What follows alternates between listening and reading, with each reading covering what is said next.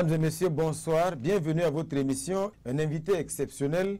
Il s'agit de M. Jean-Baptiste Ouedraogo, médecin militaire, mais aussi et surtout ancien président du Burkina Faso. Bonsoir, Monsieur le Président. Bonsoir. Et merci surtout pour votre disponibilité. Merci de passer donc sur le plateau de l'émission Sur la Brèche. Voilà, Monsieur le Président, vous avez publié il y a juste quelques jours cette œuvre qui est là, Ma part de vérité. Une œuvre donc qui retrace en tout cas votre parcours, surtout donc depuis le CMRPN, depuis le Conseil militaire pour le redressement et le progrès national, le coup d'État donc qui a été en tout cas opéré, qui a permis l'avènement du Conseil du salut du peuple que vous avez dirigé. On va revenir un peu sur tout ça. Mais je l'ai dit, vous êtes médecin militaire. On a envie de savoir comment vous êtes devenu médecin militaire, Monsieur le Président. Une belle question parce que je n'avais absolument pas le profil d'un militaire. Ce fait que, après mes études au lycée Philippe Zenda Kaboré, bon, mon option pour faire la médecine était déjà faite.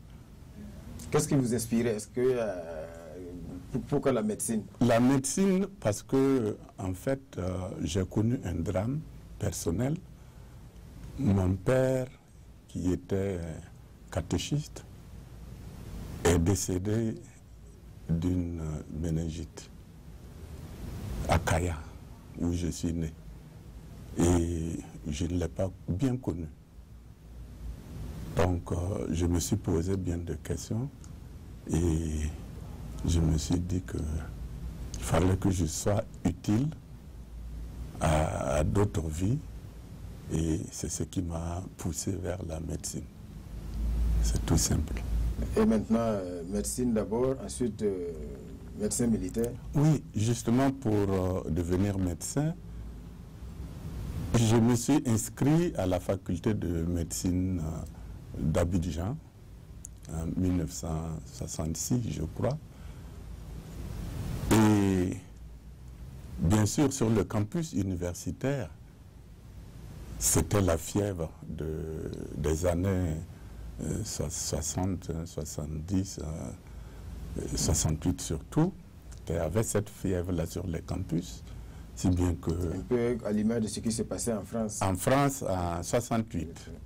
Et effectivement, c'est en 1968.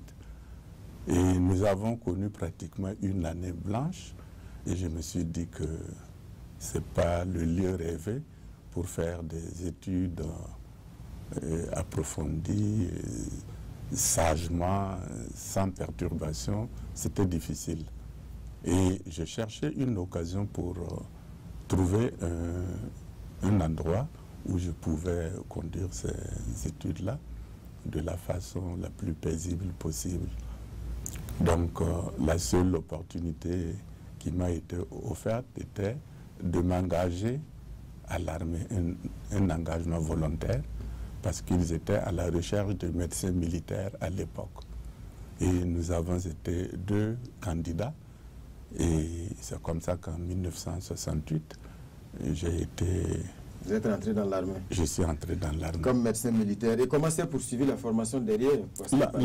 La formation s'est poursuivie à Bordeaux, parce que je ne pouvais pas rester à Abidjan. Dakar n'était pas encore, l'école militaire de Dakar n'était pas encore ouverte. Et donc, je suis allé à Bordeaux. Et c'est à Bordeaux que j'ai connu toute ma formation de médecin.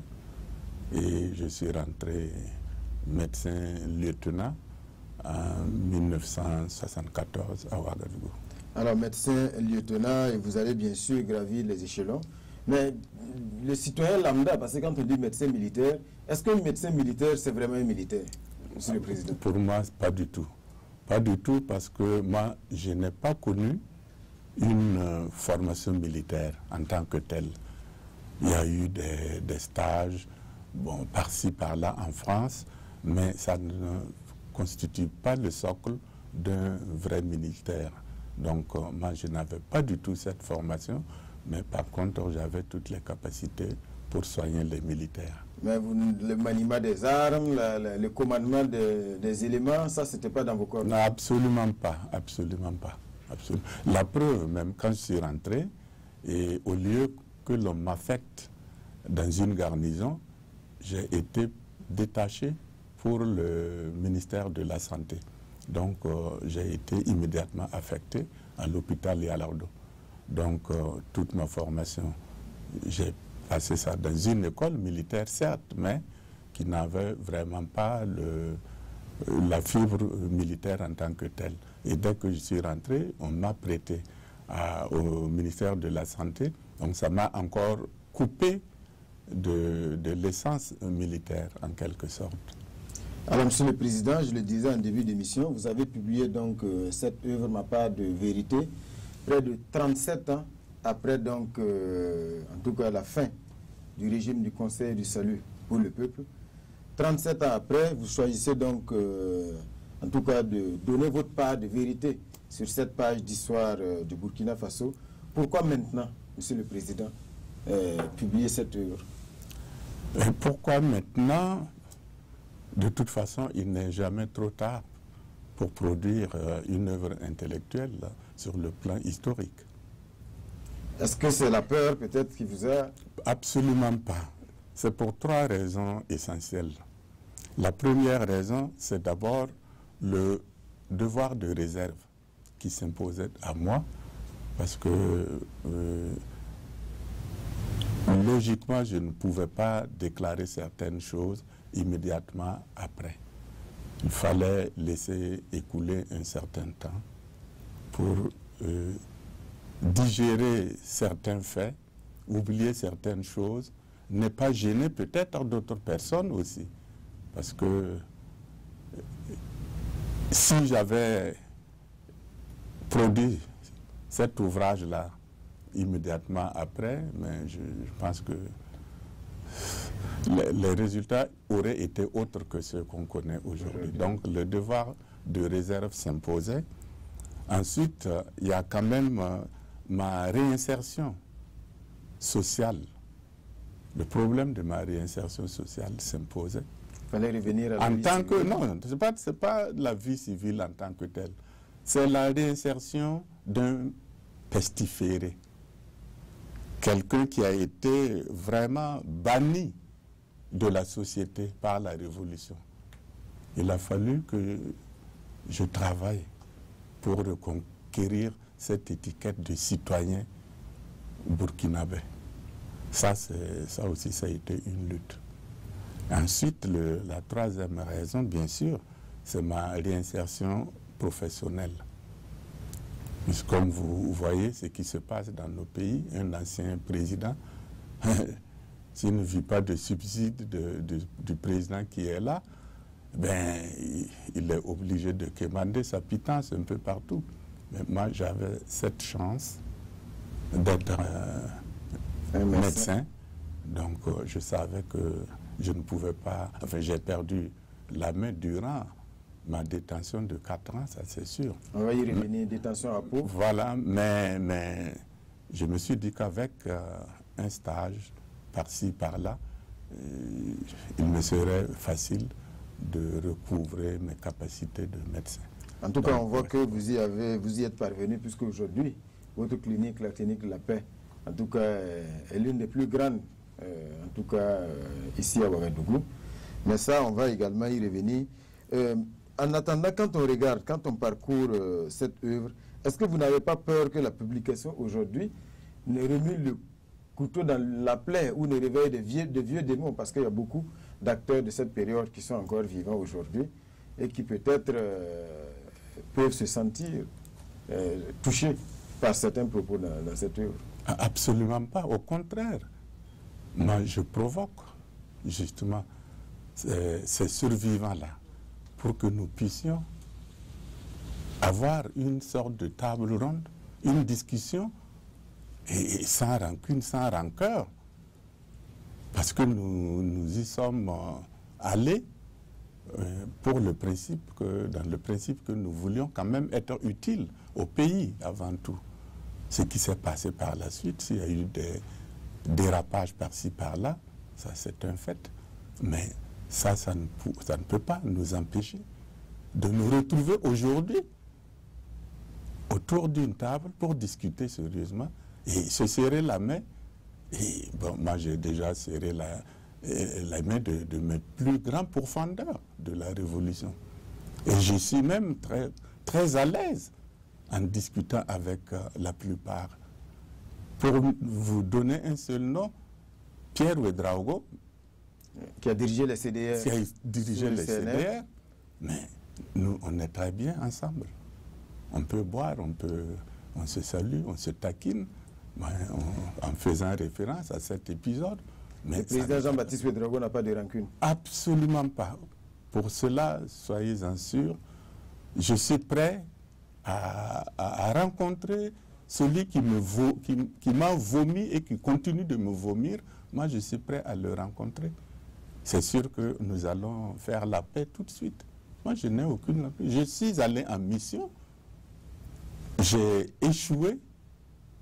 Mais ce n'est pas la fin du monde. En tout cas, Monsieur le Président, vous l'avez dit, vous êtes allé en mission. Ce qu'il faut donc rappeler, c'est que, en tout cas, véritablement, en lisant cette œuvre, on voit que vous êtes un peu, si on peut le dire ainsi, sorti de l'ombre dans les, en tout cas, 1980.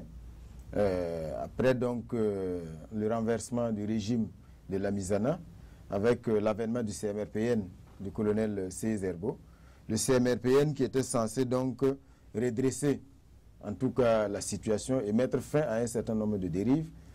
Mais ce que l'on a remarqué, c'est que le comité des forces armées voltaïques, qui était donc une des instances... Le conseil. Le conseil plutôt, qui était donc une des instances qui était censée permettre un bon fonctionnement du CMRPN, rapidement ne fonctionnait pas très bien, si bien que vous avez été entre-temps donc choisi pour diriger une commission chargée de recueillir les critiques envers donc le régime du colonel C. Zerbo.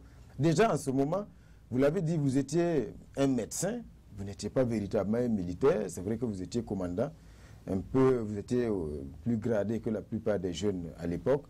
Mais on a envie déjà de comprendre comment c'est le médecin qui, en ce moment-là, se retrouve comme ça en première ligne sur des questions d'une si grande importance pour la marche de la nation. Je dirais que c'est une sorte de fatalité. Aussi bien je suis devenu président par fatalité, là aussi je l'ai été. Dans cette période-là, vous saviez que le CMRPN avait beaucoup de problèmes politiques, notamment avec les syndicats. Les syndicats des enseignants notamment? Oui, les syndicats des enseignants et d'autres syndicats.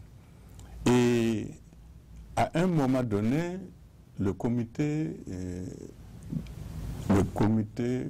comment on appelle ça? Militaire? Non, pas le... Voilà, c'est ça. Il y a le comité... C'est le conseil des forces armées? Non. Au niveau du CMRPN, il y avait le comité directeur. Le comité directeur du CMRPN a proposé au colonel C. Zerbo, président à l'époque, de convoquer une assemblée générale pour faire le bilan de l'action du CMRPN, parce qu'ils étaient proches des 2 ans. On était en avril 1982. Donc ils voulaient faire le bilan. Et effectivement, l'Assemblée a été convoquée à cet effet. Et ça s'est mal passé? Ça dépend de quel côté on se situe. Mais en fait, ça s'est mal passé pour le CMRPN. Mais tout de suite, il y a eu un affrontement et même un clivage entre les jeunes et les anciens. Si bien que nous sommes parvenus à renverser la vapeur en excluant le bilan du CMRPN, en cherchant à comprendre pourquoi le CMRPN fonctionnait mal. Il faut rappeler qu'à l'époque, le colonel C. Zerbo avait en tout cas mis fin aux libertés. Justement, c'est ça, c'était avec cette répression des libertés. C'est ça, nous voulions qu'on cherche plutôt les causes du mauvais fonctionnement du CMRPN plutôt que d'en faire son bilan. Et c'est dans la salle là, au camp Guillaume, et on a proposé de constituer une commission qui serait chargée de recueillir les griefs, voilà, recensés contre le CMRPN, ou bien les propositions qui pouvaient amener le comité militaire de redressement pour améliorer quand même la situation. Et ben, on a simplement dit un tel, vous ferez partie de la commission. Et à la fin de la citation, on cherchait un responsable. Et on dit, ben, c'est naturellement le plus gradé. Le plus âgé dans le grade le plus élevé. Le plus ancien plutôt, le plus ancien. Et c'était moi. Sinon, il y avait le commandant Karim Lompo, par exemple, qui était commandant comme moi. Mais moi, j'avais une ancienneté sur les...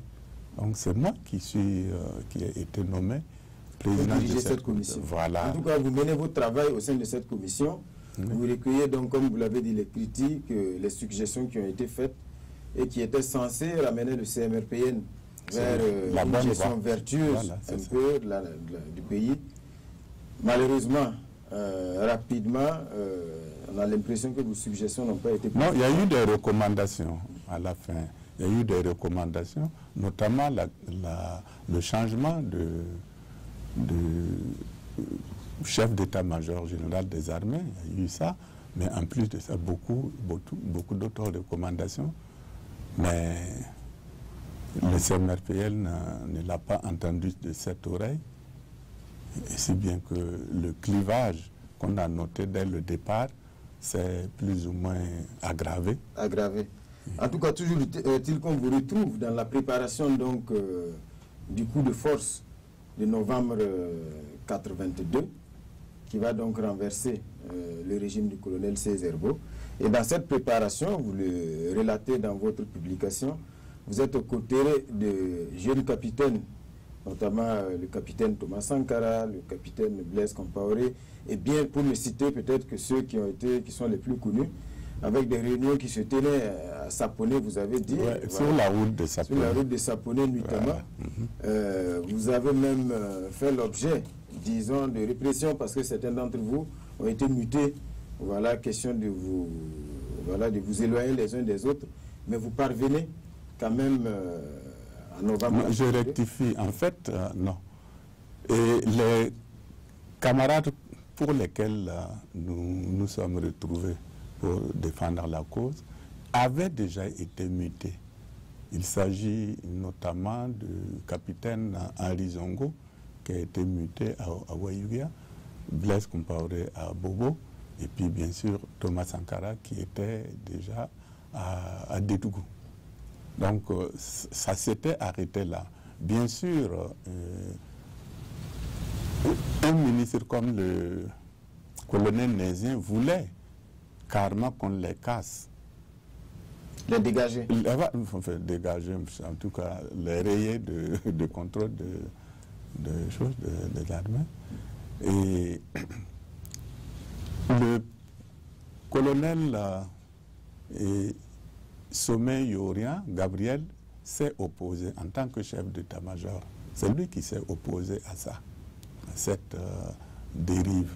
Et si bien que nous, ceux qui sont restés à Ouaga ont entrepris de se réunir et de trouver ce lieu-là de rencontre avec le lieutenant Kambouélé, Jean-Claude, voilà, le lieutenant Pierre Ouedraogo, et bien d'autres que j'ai cités, Laurent Cédro, et ainsi de suite, vous les retrouvez. En tout cas, vous étiez tous, disons, des jeunes. On était tous des jeunes, voilà. Donc, moi, j'étais le plus âgé.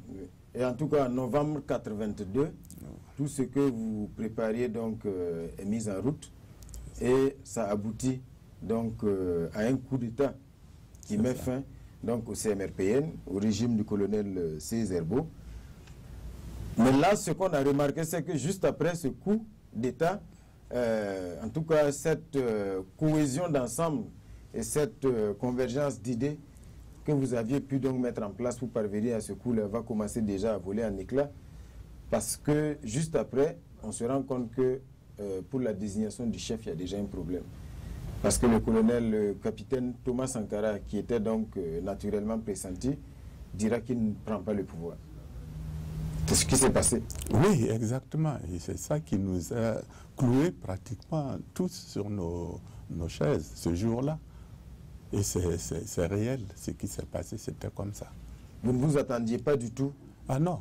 Les choses avaient été préparées et tout était fait pour que, une fois la partie sportive un peu de cette histoire-là finisse, qu'on remette sur un plateau d'or le pouvoir au capitaine Thomas Sankara.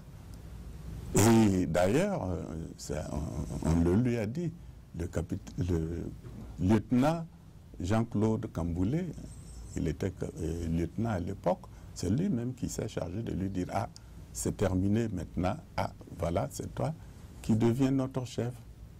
Et c'est là qu'on a tous été étonnés. Il a dit non. Il a dit non et il propose Gabriel Sommet, qui était déjà donc chef d'état-major général. Et qui n'était pas à Ouaga le jour du coup. Il était dans son village à Dissine. Comment on peut expliquer ça? Avec le recul, comment vous pouvez expliquer le fait que Thomas Sankara, ce jour précis-là, refuse de prendre le pouvoir? Ça, j'avais des ressentiments, je peux avoir, mais je les garde pour moi. Je les garde pour moi parce que de toute façon, le pouvoir était là. Il a refusé de l'assumer et c'est ses propres soldats qui se sont montrés les plus virulents ce matin-là, du 7 novembre. On dit, on ne comprend pas pourquoi nous, on a fait le coup d'État. On ne voulait plus des colonels et tu nous proposes celui-là. On ne comprend plus rien. Et là, sur le coup, il a dit, mais il faut, actuellement, je pense que c'est le seul militaire qui peut reconstruire plus ou moins notre armée. Parlant de Gabriel Sommet. En parlant du colonel Gabriel Sommet. C'est lui qui peut, qui a assez de rigueur, assez de conviction, enfin assez de stratégie pour reconstruire notre armée qui était pratiquement disloquée en ce moment. En tout cas, c'est ça, c'est la raison qu'il a donnée.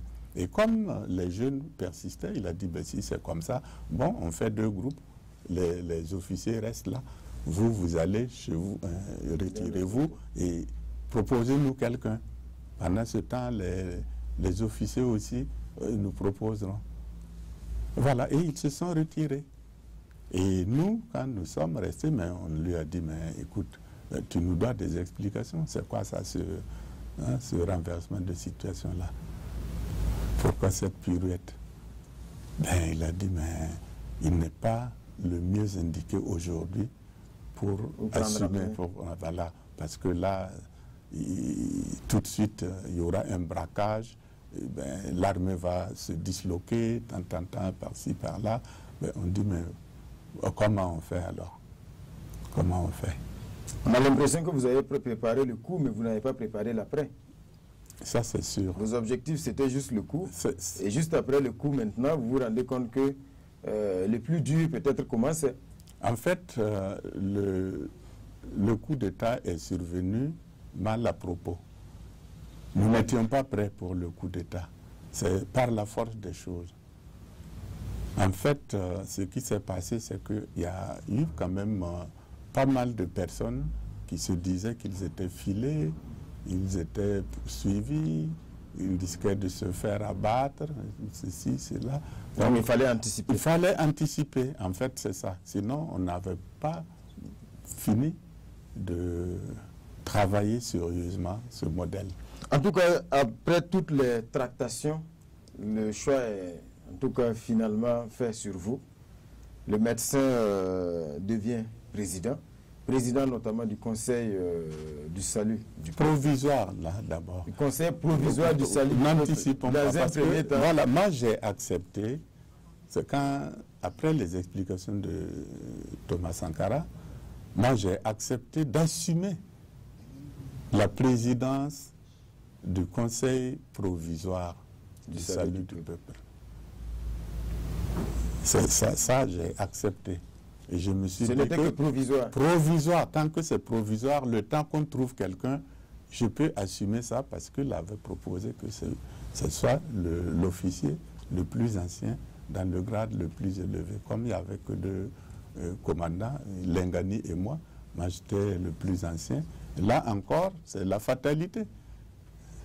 Ça aurait pu être Lengani. Mais malheureusement, ce fut moi. On a l'impression que vous êtes toujours au mauvais endroit, au mauvais moment. Ça, je ne le dirai pas. Mais en tout cas, pour ce qui concerne ces événements, je me suis toujours trouvé au mauvais endroit. En tout cas, vous devenez président par la force des choses. Voilà. Président d'un conseil provisoire d'abord, ensuite le conseil du salut. Suite à des élections. Suite à des élections. Voilà. Vous devenez donc président du conseil du salut pour le peuple. À l'époque, quel était le projet ? Parce que quand on lit, on sent que toutes les divergences viennent de là. Le projet du Conseil du salut du peuple, vous le dites, en tout cas selon votre compréhension, c'était de conduire une transition vers une constitution. Non. Et puis la remise au pouvoir au civil. Voilà. En fait, c'est ça. Non, Est-ce que vous étiez d'accord au départ sur ce principe? Mais notre proclamation était claire. Il fallait remettre de l'ordre dans la maison. Et les objectifs du Conseil de salut du peuple, il y avait 5 points qui sont bien décrits dans le livre, notamment la réorganisation de l'armée et de l'État, et bon, toutes les choses là. Et on a terminé par un cheminement vers une vie constitutionnelle normale au bout de 2 ans. En fait, c'est ça. Donc notre travail devait se limiter en 2 ans, et au bout desquels l'armée devait regagner la caserne. Et au fil du temps, nous avons même dit, quand on a senti qu'il y avait des agendas de plus ou moins...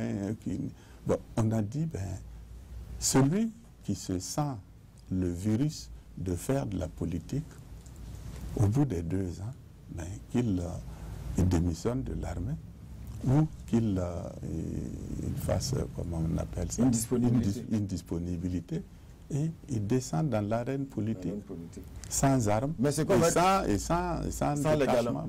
Non, pas le galon, sans le détachement, sans les compagnies militaires derrière lui. C'est-à-dire, tu arrêtes tout commandement, voilà, et tu fais la politique. Voilà. Très rapidement, justement, sur cette orientation, les divergences vont naître. Voilà, dans le livre, vous pointez un doigt accusateur sur des acteurs comme la LIPAD, la Ligue patriotique pour le développement, que vous considérez comme étant le prolongement du PAI, le Parti africain de l'indépendance, qui militait surtout pour un changement radical vers, en tout cas, la révolution vers le socialisme, pour ne pas dire le communisme. C'est ça. Voilà. Non, c'était surtout pour leur manifeste, c'était communiste, ça c'est clair. Le manifeste du PAI est communiste. Et très rapidement, autour de vous, beaucoup, en tout cas, sont rentrés dans cette dynamique. Selon vous, qu'est-ce qui s'est passé? Si vous étiez entendu tout de suite vers 2 ans de régime transitoire, vers la mise en place d'une constitution, et puis un retour à un pouvoir civil, comment on peut expliquer, parce que ça a duré combien de temps, de novembre 82 à août 83, mais en si peu de temps, il y a eu tellement de... Oui, mais monsieur Ouedraogo, vous me poussez dans mes retranchements. Vous savez comment ça se fait. Vous avez été étudiant, vous avez milité. Ici, le terrain était préparé bien avant. Le terrain avait été bien préparé. Et je ne sais pas si vous avez lu ma vie de militant, de regretter Touré Adama. Il vous donne des éclaircissements sur ce qui s'est passé. quand il était professeur au Plitané, au militaire de Kadiogo. Ah oui. Lui, il avait déjà semé la graine. Il avait semé la graine, il avait déjà un certain nombre de personnes qui avaient déjà été travaillées dans ce sens.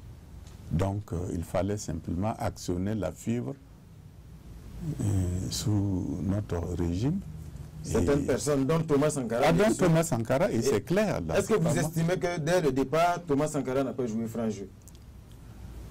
Je ne dirais pas cela, mais je dirais que les agendas, à un moment donné, se sont séparés.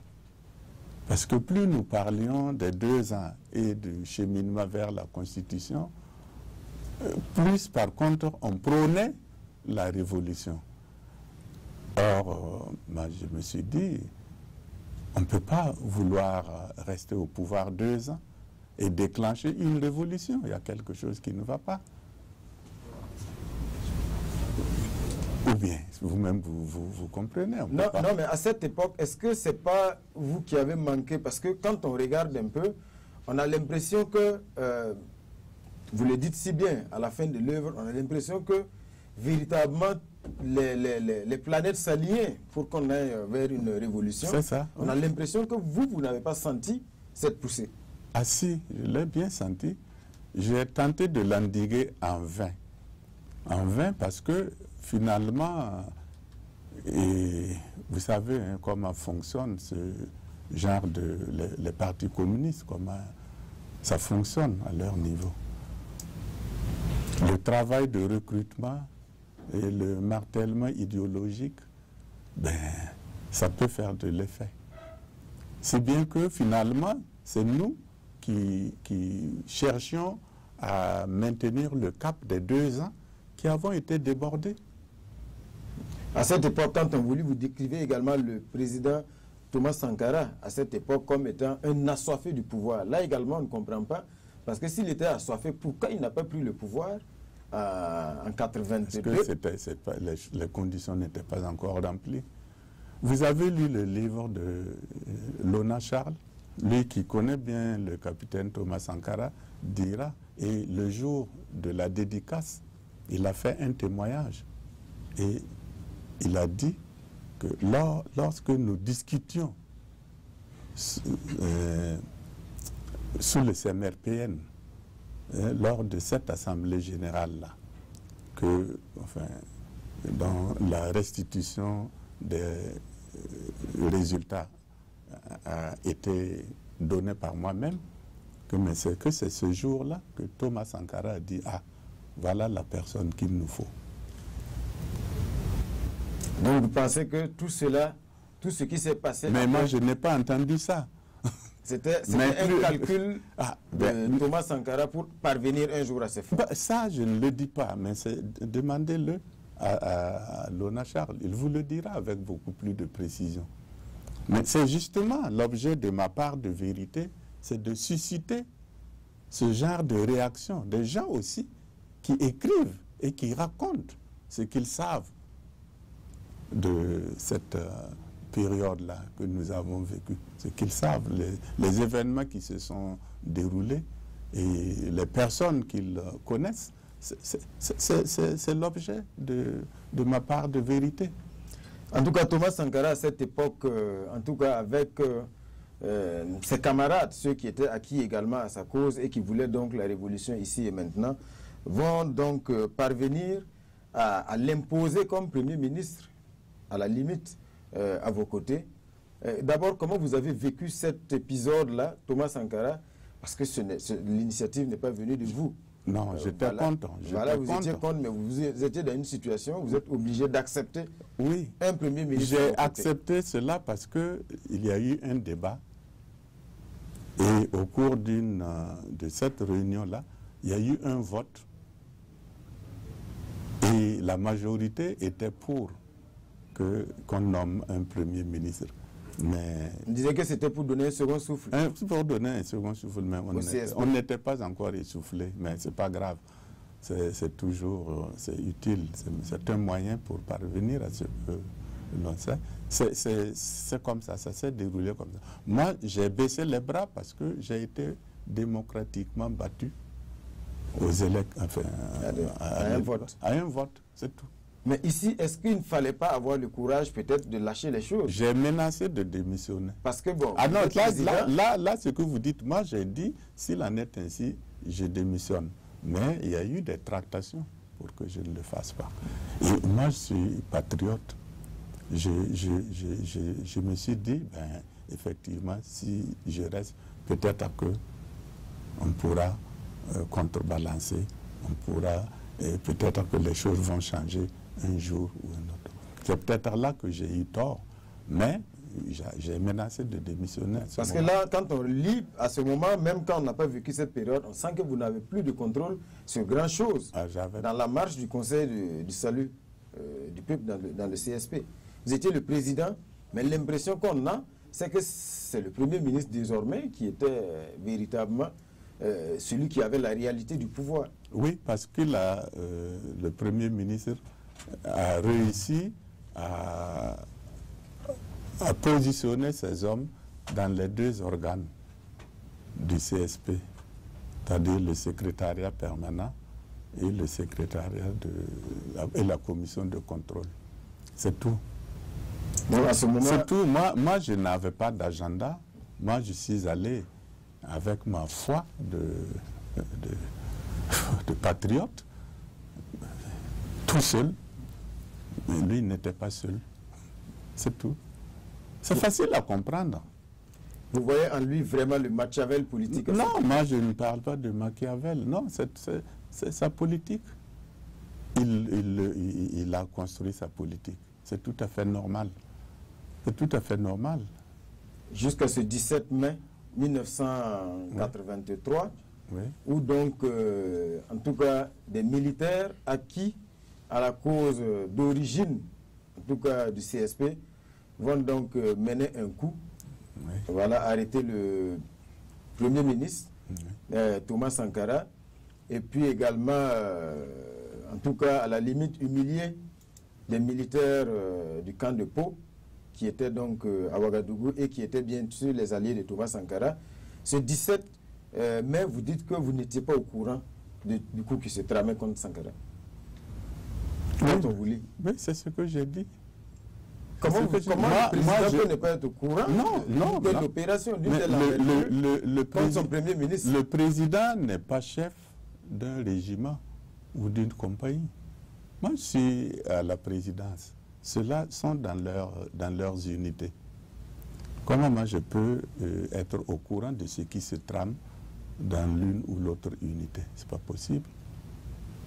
À moins d'avoir des dons d'ubiquité. Je ne sais pas comment je peux savoir. Ce que je sais, c'est que je sais que face à la turbulence, à l'époque, moi j'avais proposé une rencontre en juin, le 1er juin, je crois. Enfin, en tout cas, en juin, début juin, pour recentrer notre ligne politique. Moi, j'avais proposé cette solution-là.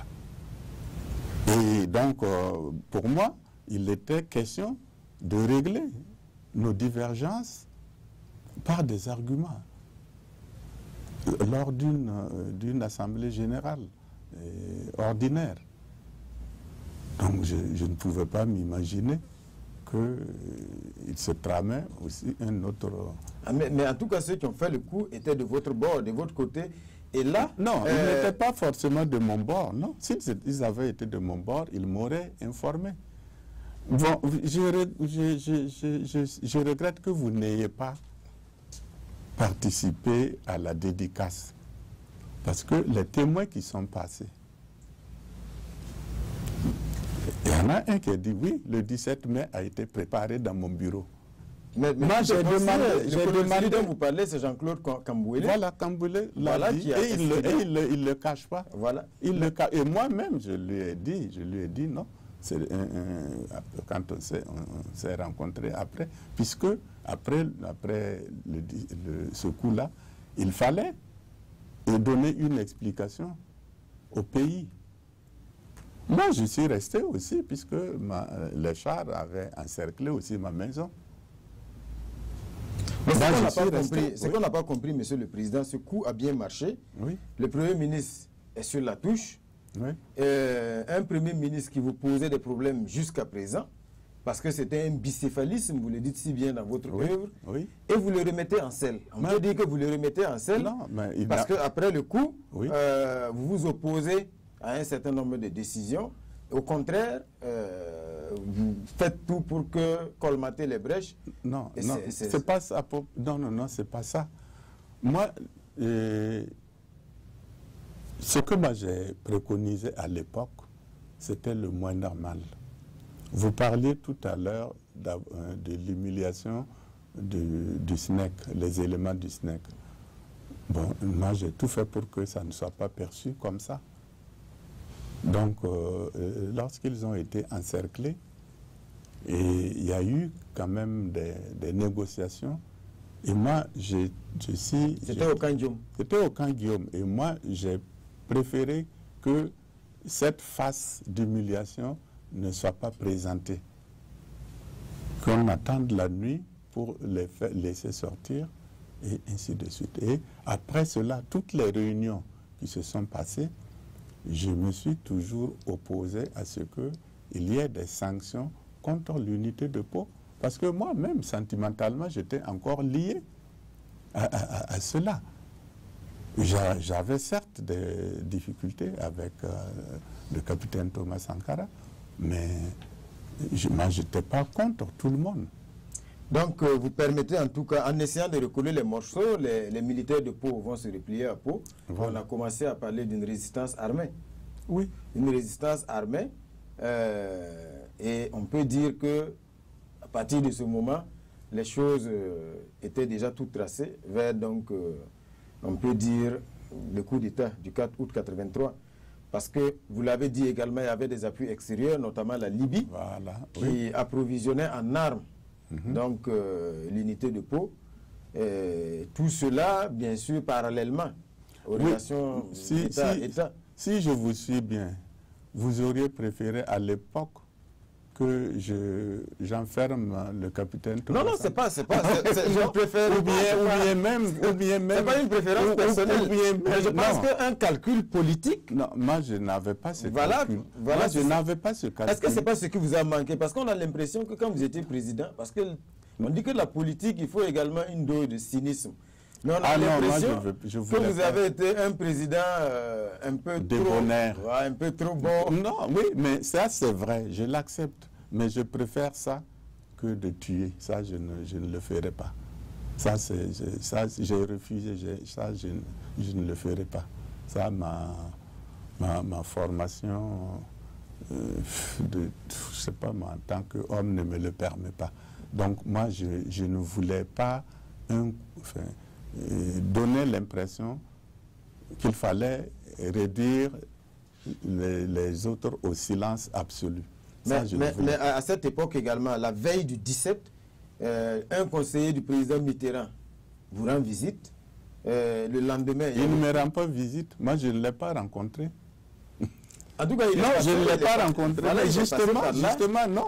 Et justement, beaucoup y ont vu des instructions venues de Paris. Oui, mais ça, c'est pour enclencher le coup le lendemain. C'est l'imagination, ça. C'est la fertilité de l'imagination. Mais c'est une coïncidence assez non, suspecte. C'est pas troublant, non. La visite de Guy Penn était programmée depuis de longues dates. Et Thomas Sankara le savait très bien, parce qu'il y a eu des correspondances à partir du ministère des Affaires étrangères, aussi bien à ma direction qu'à la direction de Thomas Sankara. Nous avions rendez-vous avec Guy Penn. Moi, j'avais rendez-vous avec lui le 17 mai, le matin. Ou bien c'était vice-versa, Sankara après ou Sankara avant et moi après. Toujours est-il que les rendez-vous avaient déjà été pris. Donc, tout le monde savait. Donc, il n'y a aucun lien. Il n'y a aucun lien. Mais bon, il n'y a aucun lien. Et j'ai eu l'occasion de le dire au docteur Arsène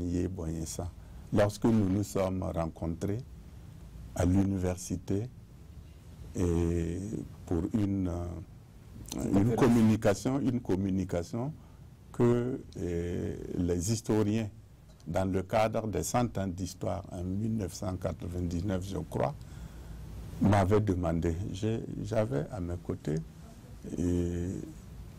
Arsène Boyensa. Je lui ai dit, mais voilà, on me demande de faire la communication sur le 7 novembre, le 17 mai et le 4 août. Bon, j'ai la chance, tu es là. Le 17 mai, vous avez dit qu'il y a eu une gifle. On a, enfin, Guy Pen est venu organiser un coup.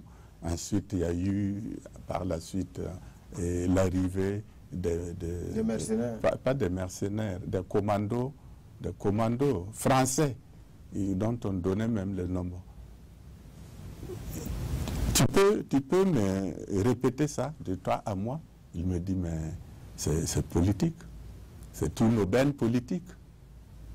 Donc c'était ça. C'était l'aubaine politique. C'était un coup politique. De l'autre côté aussi, vous êtes amer de l'intervention de la Libye. Vous êtes particulièrement amer. C'est pas moi qui suis amer. Si vous êtes d'accord qu'on vienne intervenir comme ça, moi je ne comprends pas pourquoi aujourd'hui on se plaint de la présence française au Mali. Si vous acceptez, pas moi, ça sur le plan international, c'est interdit. La convention de... C'est interdit. La Libye intervenait au mépris de tout. C'est ça qu'il faut reprouver, c'est ça qu'il faut dénoncer plutôt. C'est pas moi. Moi, j'étais faible parce que, bon, moi, qu'est-ce que je représentais? Ou bien qu'est-ce que la Haute-Volta représentait face à la Libye à l'époque? Et pour vous, même le coup du 4 août 83 a réussi grâce à la Libye. Mais oui. Mais ça malheureusement, le colonel Tamili n'est plus là. Il a tous les rapports. Colonel Marcel Tamini. Votre chef d'état-major. Voilà, mais lui, il a toutes les informations lui ont été données. Aussi bien par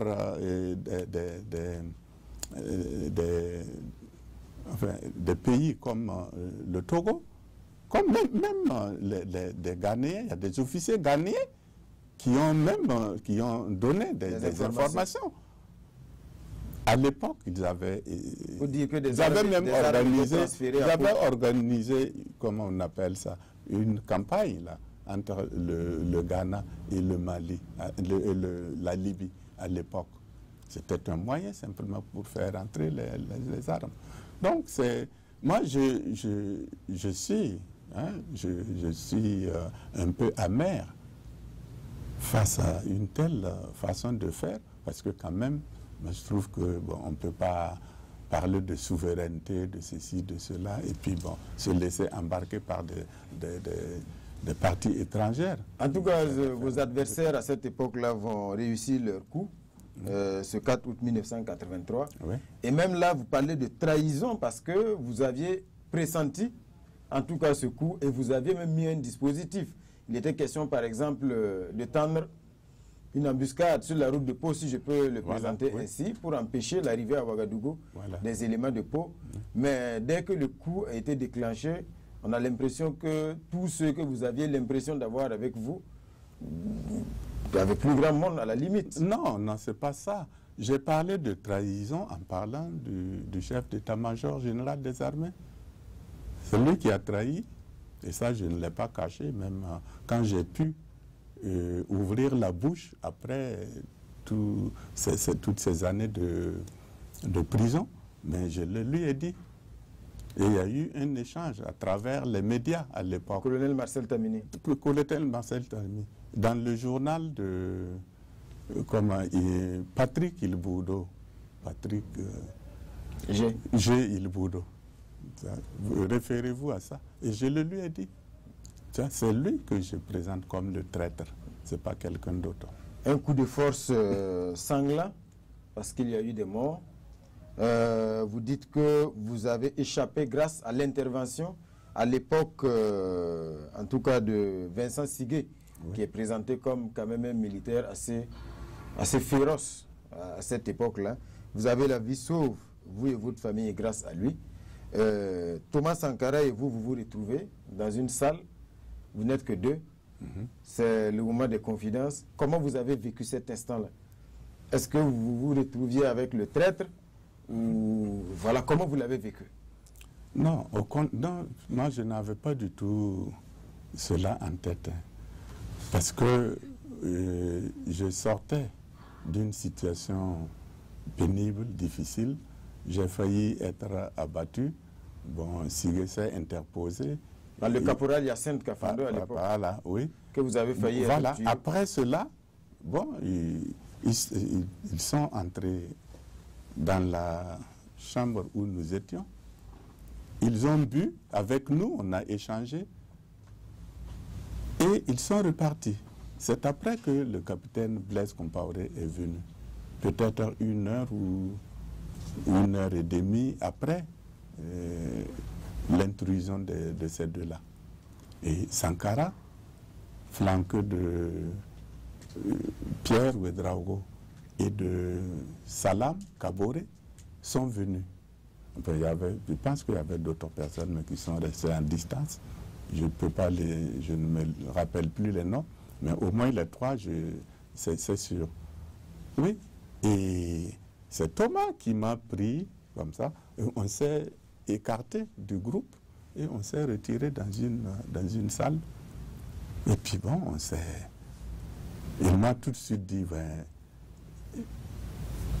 tu es vivant? J'ai dit oui, je suis vivant. Ta famille? J'ai dit oui, également. Ils sont là. Ben, que c'est bien. J'ai dit oui, c'est bien, tant mieux. Bon, j'ai proclamé la révolution. J'ai dit oui, ben, c'est très bien, je te félicite. Moi, j'étais contre la révolution. Parce que c'est anticipé, c'est prématuré. Et les conditions ne sont pas réunies. Mais comme tu as le dessus, c'est toi, ben, tant mieux, je te félicite. Notre entretien, c'est ça. Et maintenant, il me pose, est-ce que tu veux être évacué, toi et ta famille? J'ai dit non. Malgré ce que le peuple peut. J'ai dit non, moi, j'ai rien fait contre le peuple. En tout cas, vous allez être déporté à Pau. Voilà, c'est ça. Pendant pratiquement 4 ans, jusqu'à la fin. 2 ans. 2 ans à Pau et 2 ans dans ma villa à Goumé. Donc 4 ans au total. Au total, jusqu'à la fin de la Révolution. Aujourd'hui, le débat se pose surtout sur la Révolution et Thomas Sankara. Votre œuvre, la publication a suscité une volée de bois vert. Je ne vous apprends rien. Beaucoup se sont offusqués, estimant aujourd'hui que vous vouliez salir l'image d'un homme intègre, un héros, quelqu'un qui a mis le Burkina sur un droit chemin pendant 4 ans. Comment vous l'avez vécu après la publication de votre œuvre? Ben, assez étonné. D'abord avec surprise et une certaine incompréhension. Surprise parce que ma part de vérité, ce livre-là, est un témoignage historique. Et un témoignage historique, mais a le droit et le devoir de transcrire les faits tels qu'ils se sont déroulés, tels que moi je les ai vécus. D'autres ont vécu d'autres faits ou d'autres actes. Il appartient à ceux qui n'ont pas vécu la même chose que moi de contribuer à l'écriture de cette vérité. Donc pour moi, je ne comprends pas. Enfin, je suis surpris qu'il y ait je ne sais pas moi, cette en tout cas, pour beaucoup, vous tentez de salir non, je comprends pas. Héros de laissez-moi terminer. Je dis, je suis surpris. Parce que moi, dans ce livre, moi, j'ai voulu faire la critique de ma propre gestion. Mais ma gestion était liée à celle de Thomas Sankara sous le CSP. C'est tout à fait normal que je parle de lui. Et que les obstacles, les difficultés qui ont surgi entre lui et moi, je dois les relater. Mais moi, je ne fais pas le procès de Thomas Sankara. Je ne fais pas le procès de la Révolution.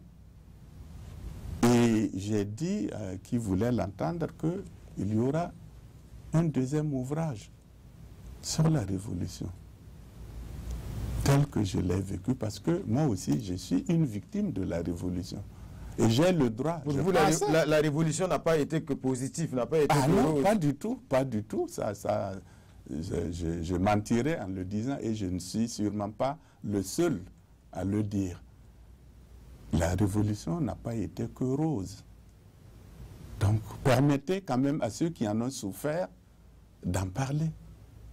Ça, c'est ma surprise. Mon incompréhension maintenant, c'est le fait qu'il y ait une telle levée de bouclier dans un pays où les libertés, où la démocratie sont théoriquement garanties, où j'ai le droit à la parole, j'ai le droit de manifester ma propre pensée, ou bien on est encore à l'ère de la pensée unique. Si tel n'est pas le cas, j'ai pleinement le droit d'écrire ma part de vérité et d'écrire les faits que j'ai vécus. Je pense que ça... On a envie de vous poser, aujourd'hui pour vous, qu'est-ce qui fait que Sankara aujourd'hui est si, je ne dirais pas, est si déifié à la limite par une jeunesse qui n'a pas vécu ni la Révolution, qui n'a peut-être pas connu Sankara, mais à laquelle on a juste compté cette part de l'histoire du Burkina. On leur a compté, mais moi je veux produire des faits. Justement, c'est ça. Et ils ont lu, on leur a raconté. Il y en a dont des parents ont été dégagés. Il y en a dont des parents se sont suicidés. Il y a des gens qui ont perdu des personnes dans cette révolution. Vous voulez que je les cite? Je vais les citer lors de mon prochain ouvrage. Mais ces personnes-là n'ont pas droit à la parole. Il faut simplement se contenter de dire Thomas Sankara est un héros, c'est une icône. Mais si vous voulez qu'on le dise, on va le dire, mais avec quand même des ressentiments. Est-ce que vous comprenez pourquoi aujourd'hui il est si vénéré à la limite? Moi, je ne sais pas qui l'a déifié. En tout cas, la jeunesse aujourd'hui... Oui, mais la jeunesse n'a pas connu les actes de Thomas Sankara. Elle a le droit de le vénérer, c'est tout à fait normal. Parce que on présente Thomas Sankara selon cette image-là, tant mieux. Moi, je ne suis pas contre ça, qu'on le déifie ou pas. Je ne suis pas contre. En tout cas, pour beaucoup, il a redonné au Voltaïque, au Burkinabé, sa dignité. Il s'est distingué en s'opposant aux grandes puissances, à l'establishment, voilà, la gestion vertueuse du pouvoir. Voilà, tout cela, ce sont des éléments qui font... On verra cela dans mon... On verra, moi je vous dirai... Est-ce que vous remettez ça en cause? Je ne le remets pas en cause. Je ne le remets pas en cause, mais je ne l'ai pas abordé dans ma part de vérité. C'est pour cela que je refuse d'en discuter. Parce que là, c'est un procès d'intention qu'on me prête. Mais moi, je ne suis pas les réseaux sociaux. Mais on m'a fait quand même quelques retours. Mais je ne comprends pas. C'est ça que je ne comprends pas. Parce qu'il y a un amalgame. On parle de ceci, on parle de cela, me concernant, mais ça, qui n'ont absolument rien à voir avec le livre. Donc, je pense que il faut savoir raison garder. Est-ce que c'est quelque chose qui vous a touché, ébranlé? Non, pas du tout. Pas du tout. Mais j'ai au contraire pitié. J'ai pitié pour cela. Moi, j'ai honte. Parce que pour moi, quand même, le Burkina a atteint un niveau de référence qui explique le fait qu'il y a quand même une pluralité de pensée dans ce pays. Et que chacun peut dire ce qu'il pense sans être inquiété. Mais aujourd'hui, là, tous ceux qui se sont mis dans cette bourrade, cette levée de bouclier-là. Peut-être que s'il me rencontrait en vue, il me tordrait le cou. Ça, c'est pas juste. Cela ne va pas vous replonger dans votre mutisme? Ah non, pas du tout. Au contraire, ça me rayagardi. Moi, au contraire, ça c'est pas ça. J'ai connu pire que ça. J'ai connu pire que ça sous la Révolution. Je vous ai dit tout à l'heure que je cherchais à me réinsérer socialement parce que j'ai été banni de la société burkinabé. C'est parce qu'on ne m'a pas réduit entièrement au silence, c'est tout. Sinon, ce que j'ai subi, c'est affreux. C'est affreux, mais c'est de bonne guerre. Dans mon livre, j'ai parlé du ve victis. Le ve victis chez les Romains, c'était ça. C'est ça. Mais malheur au vaincu. Malheur au vaincu, malheur ve victis, malheur au vaincu. Mais c'est dommage que dans ce pays-là, qui éprouve des difficultés en ce moment, qui a besoin d'une jeunesse soudée, réfléchie, qui accepte les différences. C'est dommage qu'on assiste à ce genre de réaction. Donc moi, j'ai plutôt pitié et j'ai honte pour mon pays. Parce que c'est ceux-là qui seront les responsables de demain. C'est ceux-là qui vont conduire les destinées de notre pays. C'est ceux-là qui vont prôner la gouvernance dans ce pays. Donc, soyons sérieux et sachons raison garder et plutôt mettons-nous au travail. Laissons le passé au passé, mais laissez aussi la possibilité à ceux qui ont quelques récriminations, quelques ressentiments, de les traduire, de les écrire. C'est comme ça. Ce livre, aujourd'hui, il fait peut-être peur à des personnes. Il fait peut-être peur à des personnes. Mais demain, après-demain, dans 10 ans, dans 20 ans, il y en a qui vont se réjouir de découvrir des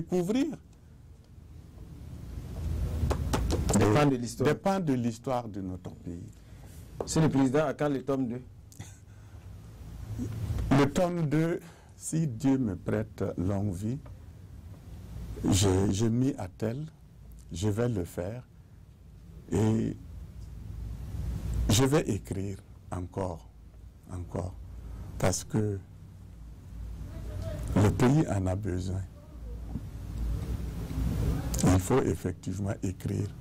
Et tous ceux qui ne sont pas d'accord avec ma part de vérité là, mais qu'ils écrivent. Il y a eu combien de productions sur Thomas Sankara?